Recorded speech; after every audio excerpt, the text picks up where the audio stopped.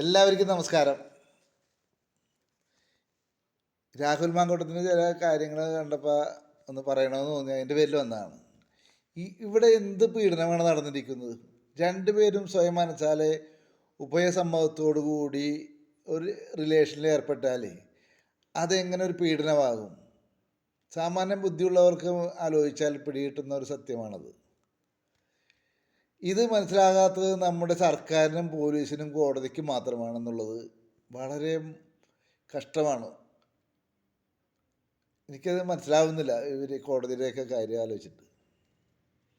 ഇതുപോലെ തന്നെ അനീതിക്കെതിരെ സംസാരിച്ച രാഹുൽ ഈശ്വറിനെ ഇപ്പോൾ ജനങ്ങൾ തന്നെ പരിഹസിക്കുന്നത് കഷ്ടമാണ്. ഇതുപോലെ രാഹുൽ ഈശ്വറിനും രാഹുൽ മാങ്കൂട്ടത്തിനും സംഭവിച്ചതുപോലെ നാളെ നിങ്ങൾക്കും സംഭവിക്കുന്ന കാര്യമാണ് എന്നുള്ളത് ഓർക്കണം, ഓർത്താൽ നന്ന്.